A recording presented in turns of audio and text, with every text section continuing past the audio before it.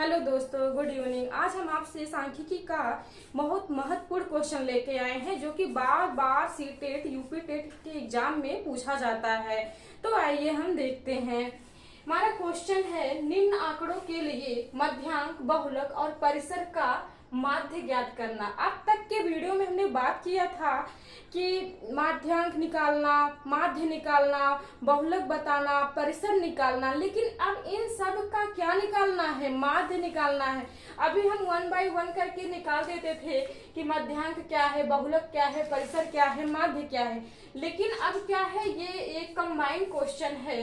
पहले हम क्या करेंगे, 1 बाय 1 करके एक एक की वैल्यू निकालेंगे, उसके बाद सबका हमें माध्य निकालना। माध्य निकालने के लिए सबसे पहले हमें यह जानना बहुत जरूरी होता है कि माध्य कैसे, तो उसके लिए हम एवरेज की बात करते हैं। माध्य मतलब एक तरीके से हमारा एवरेज है कि किसी चीज का एवरेज क्या है, औसत क्या होती है। तो औसत में करते ही क्या है कि जो भी संख्या दी रहती है उतनी संख्या जोड़ करके और जितनी बार पद को दिया रहता है उसी से हम डिवाइड कर देते हैं, तो हमारा औसत निकल के आ जाता है। इस क्वेश्चन के बाद नेक्स्ट वीडियो में हम बात करेंगे एवरेज की। यहाँ पे हम आज इस क्वेश्चन को देख लेते हैं। तो निम्न आंकड़ों के लिए मध्यांक, बहुलक और परिसर का माध्य ज्ञात करना। डिजिट दिया हुआ है 3, 9, 5, 8, 2, 3, 4, 3, 1। सबसे पहले हम क्या करते हैं, दिए गए आंकड़े को क्रम से रख लेते हैं असेंडिंग ऑर्डर में, स्मॉलेस्ट टू लार्जेस्ट। सबसे छोटी संख्या 1, 2, 1, 2, 3,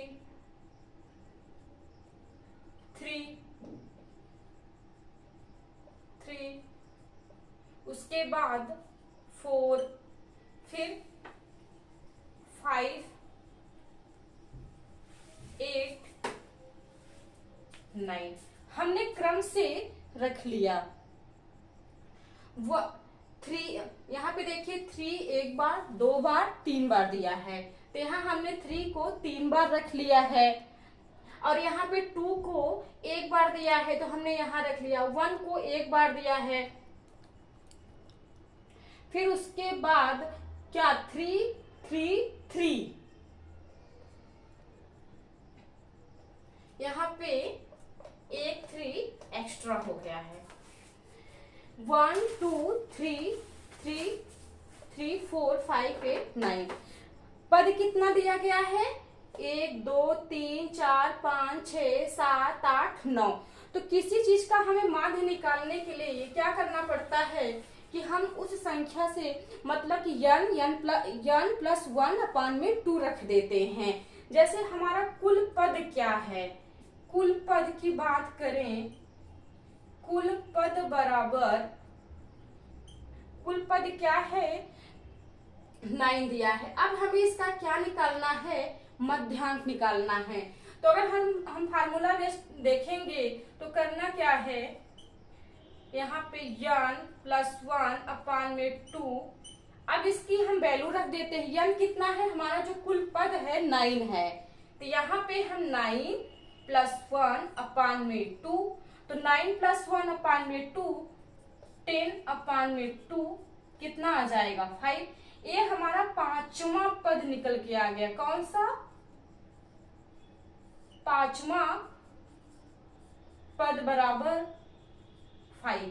मतलब ये क्या है, 5वां पद मतलब 5वें स्थान पे 1, 2, 3, 4, 5, ये हमारा क्या है, मध्यांक निकल के आ गया। क्या? मध्यांक। मध्यांक बराबर 3। इसको हम ऐसे भी कर, ये देखिए फार्मूला बेस्ड था कि n प्लस 1/2 रख के हम निकालें, लेकिन सबसे आसान तरीका यही है कि जब हम इसको असेंडिंग ऑर्डर में रख दिए, स्मॉलेस्ट टू लार्जेस्ट में, तो 1, 2, 3, 4, 5, 5वें स्थान पे तो मध्यांक ऑलरेडी में वैसे भी मिल जा रहा था कि 4 इधर से अलग करो, 4 इधर से करो। आपके जानकारी के लिए मैंने n प्लस 1/2 का फार्मूला बताया। इसके रखने पे इतना तामझाम करने से अच्छा है कि सीधे सीधे असेंडिंग ऑर्डर में रख करके 2 भाग में डिवाइड कर दीजिए, बीच वाली संख्या आ जाएगी। उसके बाद हमें क्या निकालना है, बहुलक। अब हम बात करते हैं बहुलक। बहुलक के लिए करते क्या है, जो संख्या बार बार दी रही होती है या सबसे अधिक बार आई रहती है वही हमारा क्या होता है, बहुलक होता है। तो बहुलक क्या है, 3। यहाँ पे भी देखिए मध्यांक भी हमारा 3 निकल के आ गया, बहुलक भी 3 आ गया। अब बात करते हैं परिसर की, कि परिसर क्या है। परिसर की, परिसर में क्या करते हैं कि सबसे बड़ी संख्या में से सबसे छोटी संख्या घटा देते हैं। तो सबसे बड़ी संख्या क्या है, 9 - 1 = 8। यहाँ देखिए हमें क्वेश्चन में पूछा जा रहा था निम्न आंकड़ों के लिए मध्यांक, बहुलक और परिसर का माध्य ज्ञात करना। तो मध्यांक हमारा 3 आया, बहुलक भी 3 आया है, परिसर हमारा 8 आया है। अब इन सब का क्या निकालना है, माध्य निकालना है। तो माध्य निकालने के लिए करते क्या है, कुल पदों का योग बटे में कुल संख्या, जितनी संख्या को हम ऐड करते हैं। तो यहाँ पे माध्य बराबर हम लिख सकते हैं, माध्य बराबर मध्यांक प्लस बहुलक प्लस परिसर। यहाँ देखिए मध्यांक, बहुलक और परिसर को हमने ऐड किया है। तो कितनी वैल्यू रखी गई है, यहाँ पे 3 वैल्यू, तीन की वैल्यू रखी, 1 2 3। तो यहाँ पे हम 3 से क्या करेंगे, डिवाइड कर देंगे। अब यहाँ देखिए हमारा मध्यांक 3 और बहुलक 3 और परिसर 8 है। यहाँ पे हम रख सकते हैं 3 + 3 + 8 अपान में 3। बिल्कुल कंफ्यूज मत होइएगा कि यहाँ पे भी 3, यहाँ पे भी 3, यहाँ पे 3। हम अपने मन से 3 को नहीं रखे हैं, यहाँ पे जो दिया गया आंकड़ा था उसी के अकॉर्डिंग हमने मध्यांक निकाला तो 3 मिल गया, और बहुलक निकालने पे 3 मिला, और हमें 3 से क्या करना था, डिवाइड भी करना था। तो 3 3 6, 6 में 8 जोड़ेंगे कितना आएगा, 14। 3 + 3 6, 6 + 8 14, और 14 को 3 से क्या करना है, डिवाइड करना है। यहाँ पे देख लेते हैं, 3 का ऐसा टेबल पढ़िए कि 14 कट जाए, 3 4 जा 12, यहाँ पे कितना बच जाएगा, 2। अब यहाँ पे 0 लगाएंगे तो यहाँ पॉइंट लग जाएगा, 3 6 जा 18, फिर क्या होगा, यहाँ पे 2। इसी हिसाब से करते जाएंगे, यहाँ पे 4.66 आ जाएगा। कहने का मतलब है कि निम्न आंकड़ों के लिए मध्यांक, बहुलक और परिसर का माध्य ज्ञात करना। तो सबसे पहले हम इसको क्रम से सजा लिए हैं, फिर कुल पद कितना था, 9 था, जिसका हमने मध्यांक निकाला 3, बहुलक 3, परिसर 8 आ गया। अब क्या करते हैं, माध्यांक बराबर कुल पदों का योग बटे में जितनी बार संख्या जोड़ी जाएगी उसी संख्या से हमें क्या करना है, डिवाइड कर देना है। तो ऐड करने पे हमको क्या मिला, 18 में 3 से डिवाइड कर दिए तो 4.66 ऐसे और भी संख्या आ जाएगी। एक क्वेश्चन हम और लेके देख लेते हैं, बहुत ही महत्वपूर्ण है, जो कि आपके यूपी टेट एग्जाम में पूछा गया है।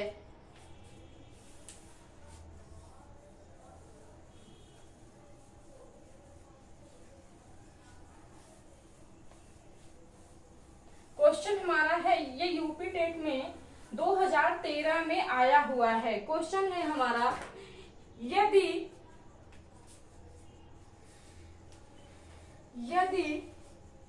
प्रथम n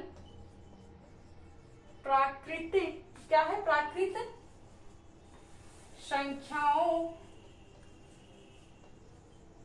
का माध्य, यदि प्रथम n प्राकृतिक संख्याओं का माध्य 15 है तो n का मान बताइए। इसका n का मान